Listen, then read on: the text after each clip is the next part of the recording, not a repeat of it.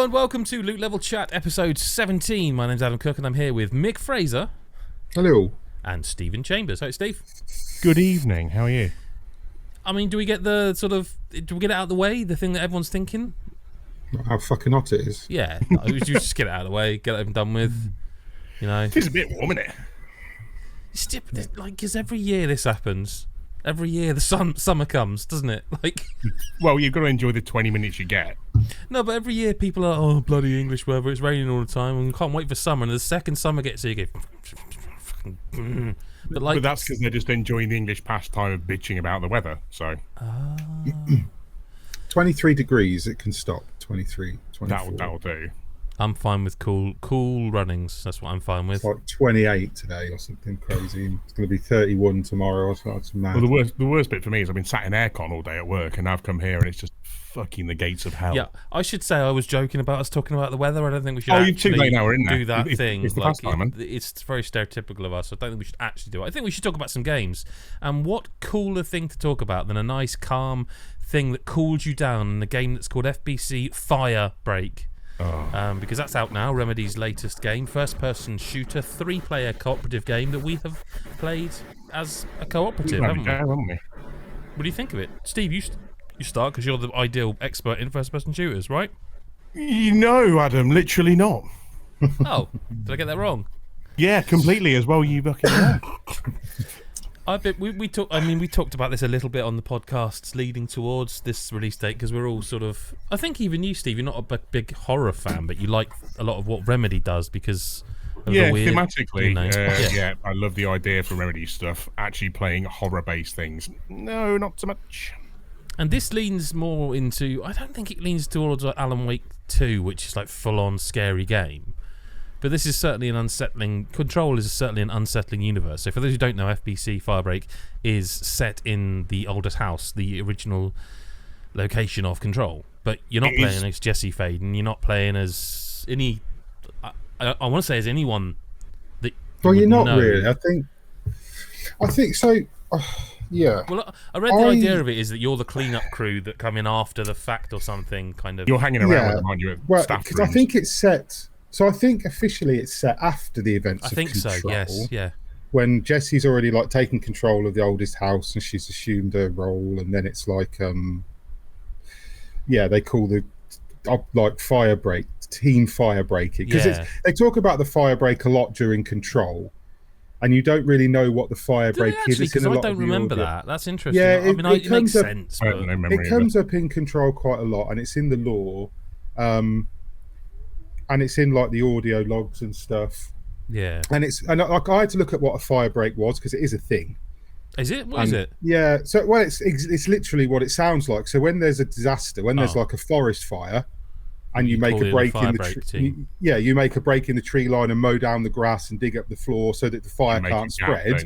Right. That's a firebreak. So when there's a disaster like there is in the oldest house, when the panopticon's breached and everything is going nuts.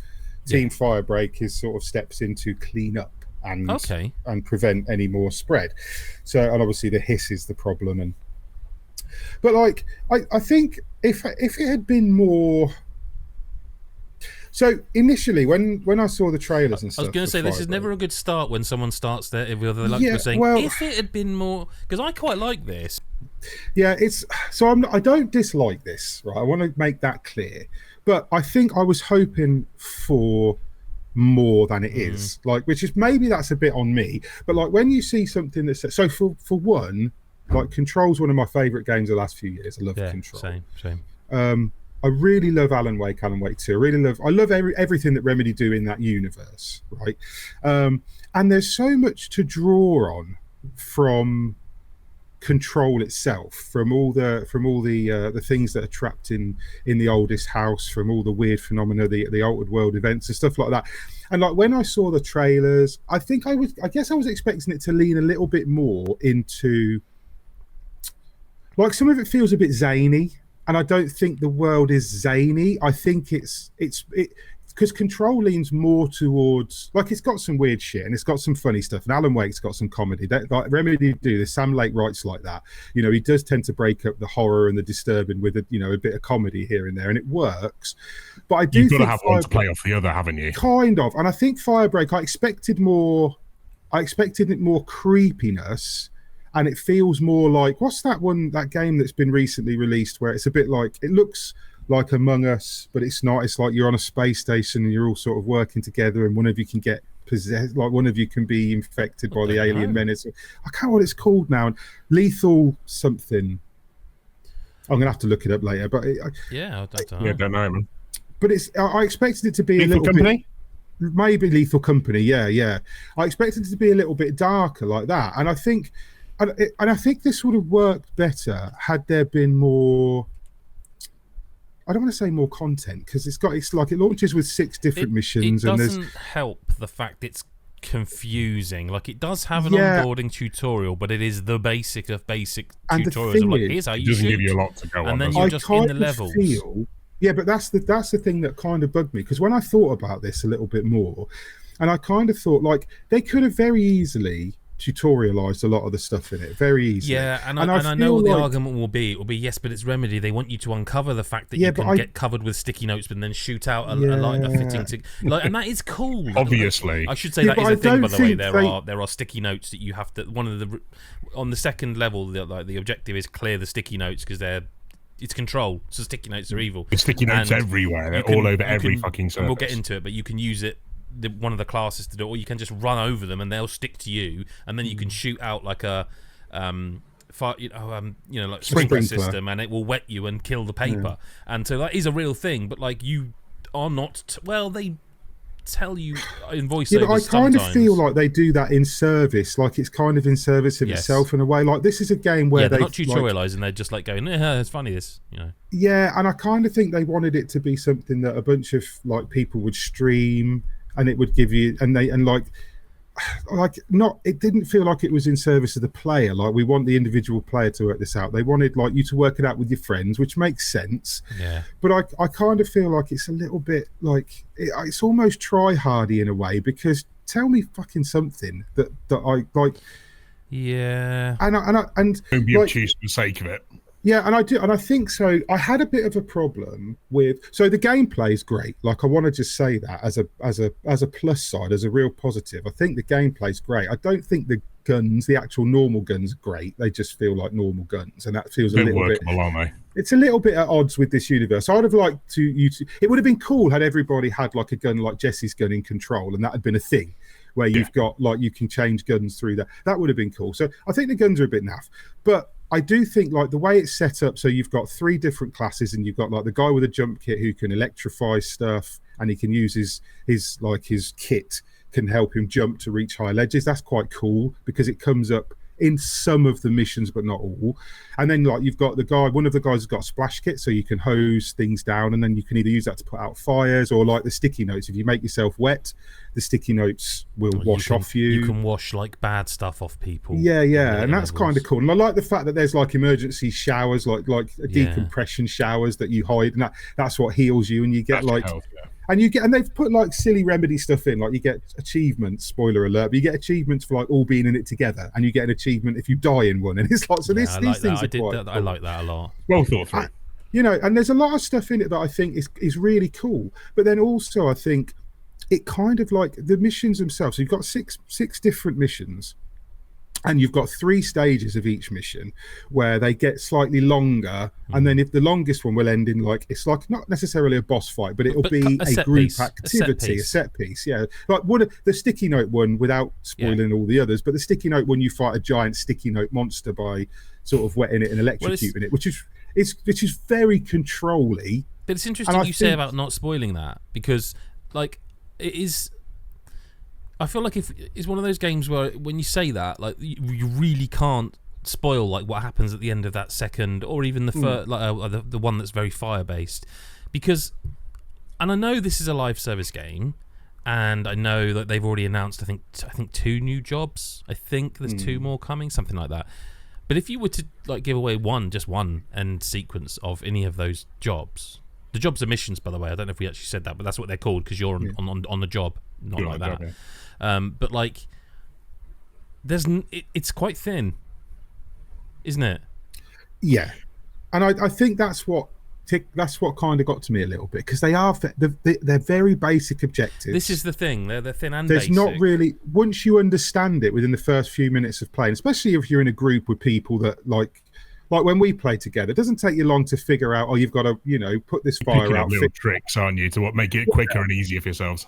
And I think the biggest issue I've got with Firebreak as a game is that once you understand that mission, you just do it. And you can have the difficulty, and they throw things in, like you'll have anomalies, but the anomalies are kind of a bit disappointing. I also think just the difficulty's a bit whack in terms of like it sometimes is too easy and then it's sometimes ridiculously hard. Yeah. And I didn't find myself like a middle ground that I'm comfortable with. I mean, that's tweakable, isn't it? Definitely. Like that's... Yeah. And I mean, I don't want to be really, really negative, because I did like the gameplay. The aesthetic is great because it's just very control. When you start a level and it gives you the big splash screen that's the first time that happened was awesome.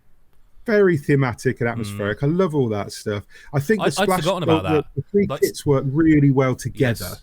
Yeah, but is it? And you have to do that as well. You have to work as a team to get. Well, this is the thing. I'm pretty sure I matched into a match with randoms where there was more than one of the same class, and I would have thought. Yeah, you can. I think it doesn't. You could all go through the same theoretically, but you're artificially making it difficult for yourself. Because you can do everything as one class. Well, I suppose that's fair. Because you can shoot sprinklers for water. You can fix things manually instead of twatting it with a wrench. But on the other hand, though, I have to say I get you can play it single player, that's fair, it would be weird if it's like, well, you can't play this mission if you're going to choose the splash, so I get it, but on the other hand, like when you are playing it cooperatively, like there's a system based where if you go too far away from your friend, you'll get like a blue flash and this game's telling you your shield will not recharge. It wants you to be together.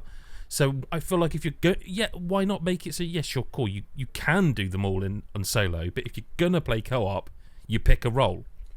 I think it's because last year when Space Marine 2 launched, there was a lot of backlash on that because they wanted you to only play one class per group.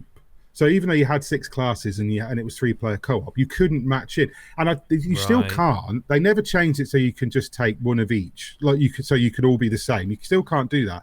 They had to make sure that the matchmaking prioritized putting those people together. Okay. So like if you pick Vanguard or Bulwark, it would look for a group that didn't already have one. But do you have a favourite then? Is that just because you designed those challenges around that situation and you're safeguarding that? Maybe. And I think maybe Firebreak could have done that. Maybe it could have said, if you pick Splash, we'll look for a group that...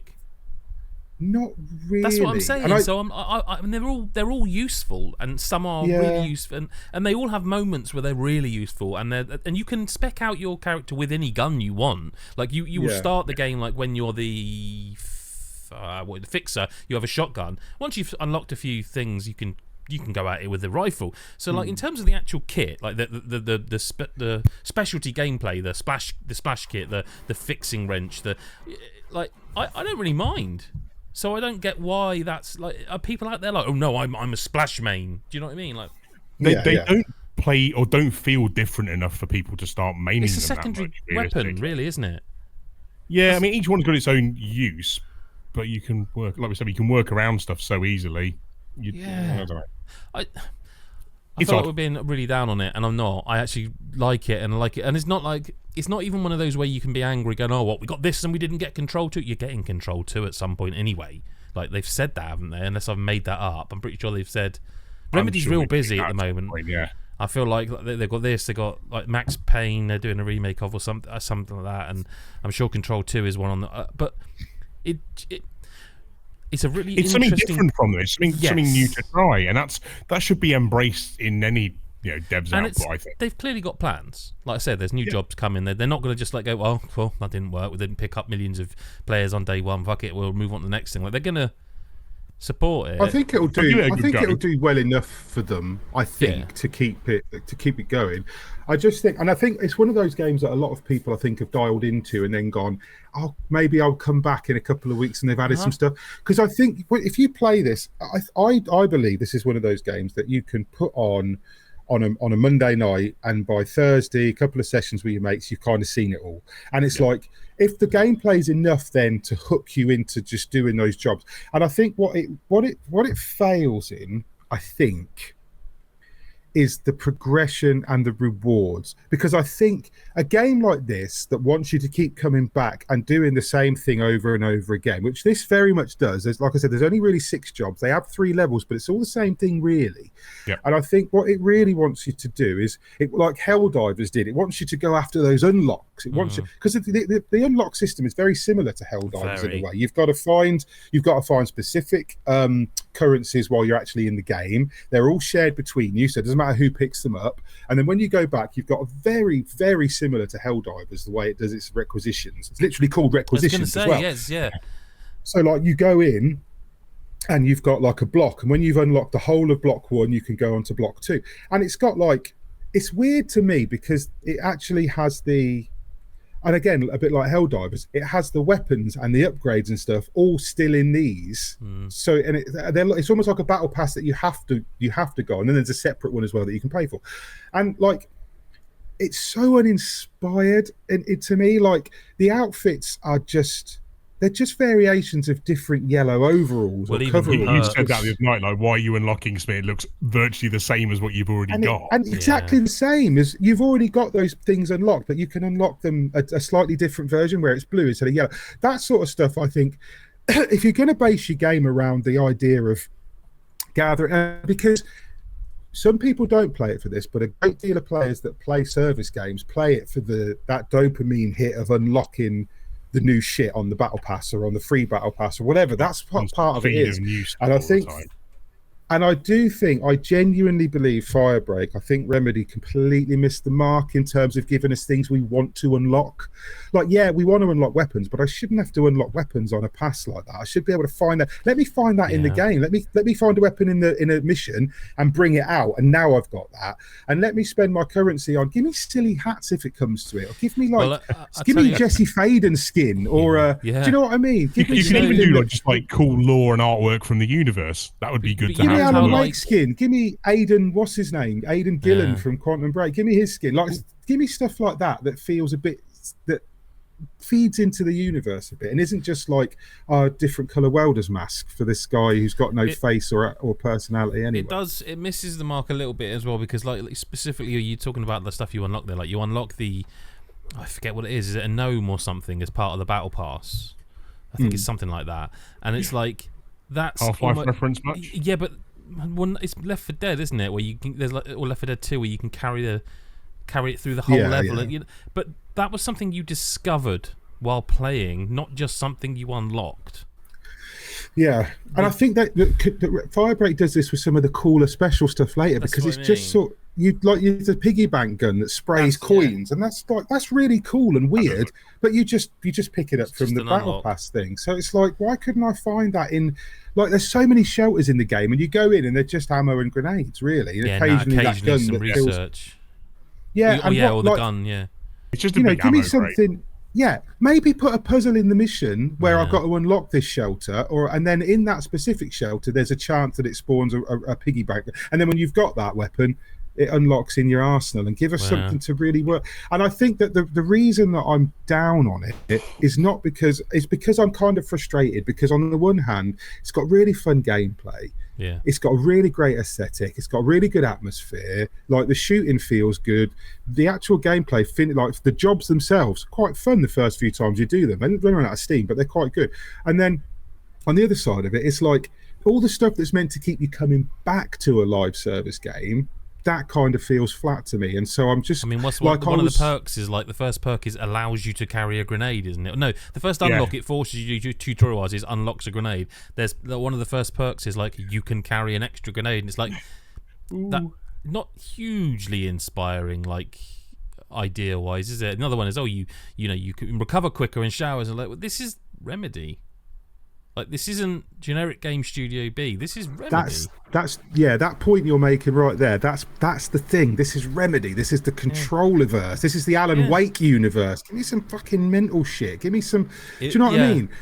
That staple that flies around. A year later, as the live service grows, there is potential there for that. And this is what I said about people that I feel like would dial into this and then say, I'll come back after a couple of updates, because it's one of those that has the potential to be like quite massive. Like if this was early access, if this had launched now and they said this is early access, I'd be jumping up and down for it, going, I can't wait to see what they do. This is going to be amazing. Yeah, and I think it is free to play, or it's Game Pass anyway. At least it's in Game Pass. It's not free. But it's not free to play. See, I feel like this kind of should be free to play, but I'm just double checking that as you say it on Steam. It is $32.99, so it's not like a full price game. Mid price. Yeah, and it's all reviews, Steam mixed so far, which is it's indicative of what we've played, I guess. Yeah, listen. I like that Remedy it's a are fun able to hangout make with experiments. Friends. Yeah, but I game, don't know if that's going to be enough to carry it. Yeah, that's fair. I mean, but time will tell, won't it? I hope it is. Yeah, I'd love this to just become this awesome live service thing that pumps huge amounts of money into Remedy, and they get to create this wild shit that we love so much with zero pressure financially. I would love that, because I genuinely adore Remedy and always kind of have as a developer. But I kind of think I do think if Remedy just announced Control 2 tomorrow, I'd kind of forget Firebreak. I'm sure. Do you know what? Again, I'm going to Google it, because I'm worried I've imagined it now, but I'm sure they must be working on Control 2. Yeah, literally the first Google result for Control 2 is remedygames.com/games/Control 2, previously known as codename Heron, a sequel to the award-winning game Control. And I really hope you can brush Firebreak under the carpet now, Mick. You're done. It's fine. Ready to feel old? Control came out in 2019. Yeah. I think it's my game of the year 2019 as well. Probably mine too, I would imagine. It's such a great game. Anyway, speaking of live service games, another one's come out. It's called Rematch. Steve, you and I have been playing. We played the beta of this as well, and we both kind of felt recently, yeah. So I thought you said Rematch. I thought it was called Repatch at this point. So I want to lean into that, because there's a game I want to compare this to that Mick is going to straight away understand why it's a major point of contention for me. So during 100%, yeah, that's exactly it. You're 100% right, and I'll explain.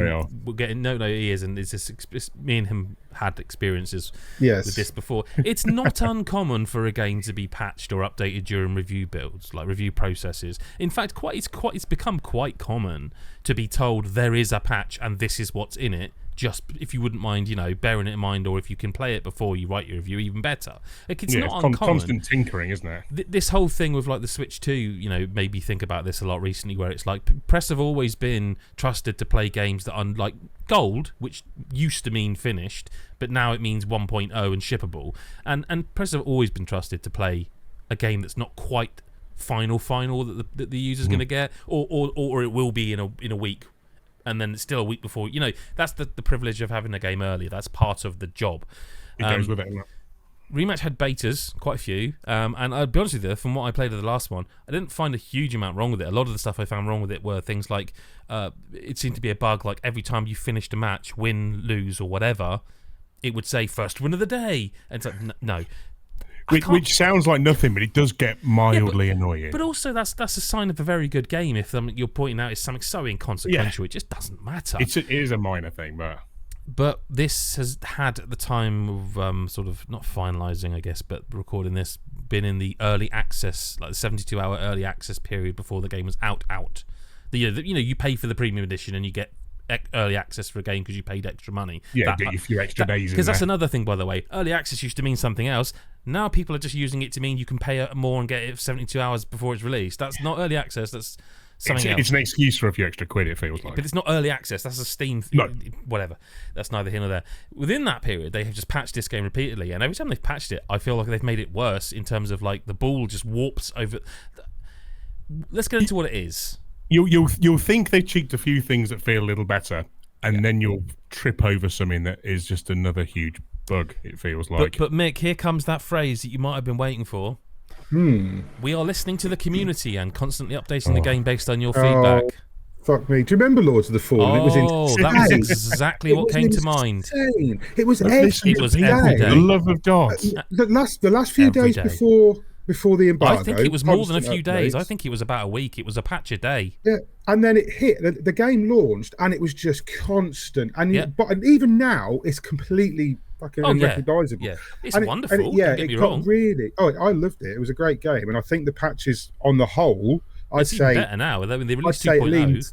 Yeah, a huge update recently. 80-20 in favour of the game. These patches were good. 100%. So I'm not knocking but the process of that, the idea that you can just release the game and then just patch like a fucking leaky submarine, just constantly, day after day after day after day after This day. is the trouble. When you're listening, Very bad listening to the community, practice. which part of it and who? Because a community fucking can be live very streamers vocal. usually. Well, this is the thing. People can be very vocal about a game and feel that they know better than the developers. We've seen this. We know this is the thing. So saying you're listening to the community and patching it accordingly is like, that's a very dangerous process to follow, because especially in a game like this where like we literally played it, right? We had a 2.5 hour session. Should we maybe explain what this is to people who might not know? Well, I'm going to get to that. Like, Because I assumed it was tennis when I saw the Rematch title. is Rematch. a 3v3, 4v4, or 5v4. I'm going to say football video game, but I don't actually think it has the trappings of a game of football. You are on a football pitch, a simulated football pitch, and you kick a ball. That's the similarity between football, and you can the slide nearest tackle. analogy for a lot of people might be it is sideways to Rocket League. Okay. It's Rocket League football. It's not quite, but that Rocket gives you the League feel. with legs. Yeah, but I Rocket also League. think Kinda, that there's a lot of it that to me reminds me of a fighting game in terms of that there are specific animations at play when you press buttons, and they are those animations, and there's no physics involved. You press a button and you slide forward, say like a Hadouken, and it either makes contact or it doesn't. Now there is physics involved with the football. There has to be. It's a football. There's no other way they could make it operate. But like this is football in the loosest you will ever imagine. Yeah. Like you can, as the goalkeeper, jump backwards and save the ball, go fully into the back of your own net, and it's not a goal because you saved it. It don't matter. It doesn't matter. You can slide out of the box with the ball in your hand, be halfway out of the box, basically. It's not handball. There's no handball. We played 2.5 hours one night, and it was a really good experience. We didn't win everything. We won some, we lost some. It was just really good fun. It was felt a good time. Really good, and it is definitely better with friends who can communicate. A patch dropped. I was going to say, it's one of those games where you, like you say, you played 2.5 hours, but it's felt like 3 minutes. 5 seconds, yeah. It just, you suddenly go, well, hang on, how is it like half midnight? We've only been on 5 minutes. Yeah. But like a It patch just dropped. drags you in match after match because you can jump back in so easily, so seamlessly. Yeah. No, and this is again a service game, but also another one that is not free, but is in Game Pass again. But it's they dropped a patch, and we loaded the patch up. We carried on playing. We thought we'll have another session the next night. This is the next night. The latency and so there was a moment where I was in goal. Steve and Kieran were in the middle of the park, in the pitch. Sorry, now I'm going all football lad. We're in the middle of the pitch, and Kieran had the ball.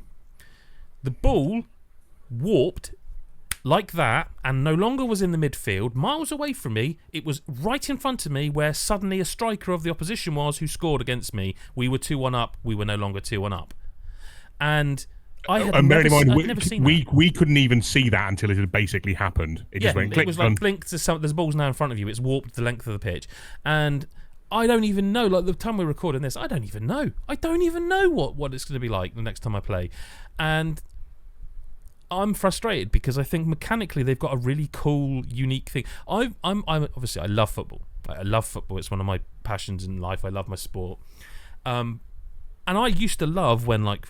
Back in the day, PES and FIFA were going at it because competition is good. You know, it drives the best in people, doesn't it? Yeah, or can we drive might the not best agree with that. You know, EA might be like, no, we don't want competition. We can be, but competition for the gamer, for the player, is good because it means they're vying for your attention. You know, you think back to the days, Battlefield, Titanfall, all COD. They were all going at each other. No one gets that excited about Battlefield now. It's COD. There's a winner in that competition. Competition brings the best out in people. And even in sport, if you want to bring the analogy further, you bring in a really expensive footballer to your club, and it means everyone else has to work that bit harder because they don't want to lose their place. Competition is good; it breeds, better. It better, makes people better. So this is like, oh wow, we've got something new, something different. It's not just like someone just trying to do a football game. This is something different. It's like weird, this weird arcade thing, and like, you have to aim the camera, get the camera lined up, then hold R2 to shoot. Like, it's not. There's nothing auto. That takes some getting used to trying time. to play a sports game, but with almost a first-person shooter style of shooting a ball. Yeah, it's a little mad. I love all that, and the goalkeeping stuff's great fun, and it's satisfying. I'm worried, because I really fucking like this, and I don't want everyone to drop off it because they keep messing around with updates and stuff. It feels like that's in danger of happening. We as well. saw it. We saw a similar man. thing with. We saw it with Helldivers. They fucked it up for a long time. I don't know whether they've saved it now. I haven't been back to it for a long time because. Well, that's telling. They constantly just tweaking the difficult, and a lot of it is So I know that devs a lot of the time, with especially if the game is live service, they will look at they get reports, they get stats, they take data from the game, and they try and tweak it according to that. But a lot of the time I find that, because I remember when Bungie did this a lot with Destiny 2, and a lot of it is you get a vocal minority who happen to have I don't know, 1.5 million fucking subs on YouTube or whatever, and it's those people that tend to drive these things, and because they're influencers, they say something, it gets rabbited on Reddit, on different forums, and it gets back to the devs, and it's not always like, sometimes games are just all right, and it doesn't, and like you can tweak it, but then because you've got these delicate, especially in a live service game or a multiplayer game where you've got to have everything balanced, you tweak that and it makes this easier to do. Well, now this thing has become too easy to do, and by contrast, this bit's become too hard. So now you tweak this bit instead of just resetting the bit that fucked all of it up. Yeah, they end up chasing their tail. Everything's out of whack at that point, and then it? throw it out of whack, and then people either they bring it back, or people just drop off it. And more often than not, you see people just drop off it. You see it with Helldivers, you see it with Destiny, you see it with Lords of Fallen. Because football is such a huge thing, full stop. So when you combine football with games, which these are two huge juggernauts of entertainment mediums, I don't think this is going to just fall off the face of the earth in the way that some multiplayer games do. And I seriously hope not, man, because it deserves better than that as well. Slow Clap is a small team. That is a genuine. That's thing. The guys. That's correct, Mick. Yeah. Oh, right. When I realised that, I was like, wow, okay, I don't think I've ever seen a pivot from one game to another quite like it. There are some graphical similarities. Very similar graphically. The slightly polygonal but smoothed off, cartoonish, but not future-y kind. It's certainly their thing, isn't it? Yeah, and like I again, I'm always going to root for the little guy. Who'd have thunk it that people like us would want the underdogs to? Do you know what I mean? But like, it's actually the core game is super fun, and it's difficult. It's so satisfying. You pull up a blind pass to a friend, they've got the run through and smash it in the back of the goal. It's exciting as well. There's a few seconds of it's so good. But it's also exciting. Like because the one cool thing it does, right? And I wonder if this will be something they add down the line, is like role queuing a little bit. Like how, like I say, like in Overwatch or something. I wonder if they will add a ranked mode where it's like you role queue and you are the goalkeeper. You've role queued as the keeper. Because what it does, Mick, is if you can get the goal. If you've got in goal and you save the ball, you can just drop the ball, run out, and you're not in goal anymore. Your gloves just go and come off. So is that like is Spider Rush the term for that? Have I just made that up? Rush goalie. When you're at school. Rush goalie, Spider Rush. Yeah, I've never heard of Spider Rush in my life, but maybe it's a northern thing. I don't know. Rush goalie is. I've probably just made it up. It's been a long ass day. It's Rush goalie is what you're thinking of. But so then the first person who comes back into the box on your team, it will and their gloves go on their hand. So you have to shout to your mate, "I'm in goal," because they've gone off on a run. And it's really, it's satisfying. Well, you say that, Adam, but then we've also had moments, because that is what's expected to happen. And then you're in there and suddenly no one's getting gloves. So you're driving around trying to head the ball because it's the same button as dive, and it doesn't always work. Yet that wasn't there 24 hours before. I never saw it in the beta either, actually. I saw other things that they fixed. Like there was a weird bug in the beta where the ball would just glitch out completely. It would be on the spot, just staying there like that, not moving. And the only way you could reactivate the ball was whoever had kicked it last ran up to it and activated it. That seems to have gone. Everyone's just running around it, can't touch the ball. Yeah, and it looks mad. And that stuff seems... And like, I don't know, maybe it's just because more people... The one thing I hope, I'll say this now, I hope people are listening to this going, what the fuck are you talking about? It's fine. Because I hope by the time this is live, like they've just sorted it all out and it's gone smoothly for them. Because I really want this game. I'm rooting for this game. For it, wouldn't you? But I would happily be here next week and go, by the way, all that stuff. Oh, no, I'll say it now. Yeah. If you're playing it and it's running perfectly, none of this is happening, fair enough. But we can only talk about what we've played. And it, like, the difference, honestly, like an A/B test, like one night to the next after a patch, and you're like, shit, can you roll the patch back, or will they double down like you say, Mick? Will they go, oh no, we've been listening to you more? It's like, no, stop listening and just make you, because you had it. Just it makes me intrigued to see what we'll probably go back to later tonight. Because I think there's been yet another mid-afternoon patch today, so who knows what we're going to get. But I'm in the place right now where I can't stop thinking about it because I love it and it's great fun. But I'm almost like I kind of want to just leave it alone for a week now and hope when I come back. But I also kind of want to get back on there and rank up my battle pass a bit and do stuff. Yeah. I'm torn. Win your first game of the night again. Also, I wonder whether they plan to do anything single player with it, right? Because you know the prologue, the intro that they added that wasn't in the beta. Yeah. Didn't that feel like an intro to a single player game to you a little bit? Like with all the cutscenes. And it had shit. the feel of when is it in FIFA where you can just dick around on the pitch at the beginning and just practice taking shots, and it's good fun because you hold down R3 maybe and it'll zoom the ball back to you. Yeah, so I'm just there just bouncing volleys backwards and forwards. That's good fun. I really enjoyed Mick. Like last time we played, Steve suddenly became like football bloke. Like there was a bloke doing tricks in front of him and he just walked up, took it and said, yeah, all right, mate. Like that. He went really slow. Then put it straight in the back of there. I'm never managing to pull off ever again. No, it was beautiful. But that's the other thing is like it is exciting. Even like if you are the goalie and you're way back being a goalie, you know, I'll watch you two, you and Kieran or like Dane if he's playing with us, and I'll see one of you dribbling and you feel that excitement of, are they going to hit it? Is it going to go in? It does have it. It has and that it can magic change so quickly as well. That's even when it's not teleporting around like complete bullshit. The match can suddenly flip and everyone's just running back towards you. Oh crap! I've got to pay attention there. Also, worth mentioning, it does have one idea that I think is really cool. I think is not a bad thing that a lot of multiplayer games could add is the mercy rule.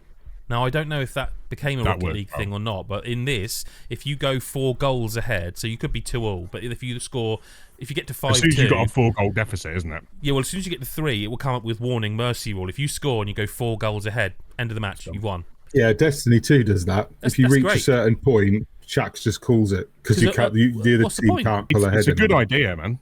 Yeah, and again, I think that's a clever...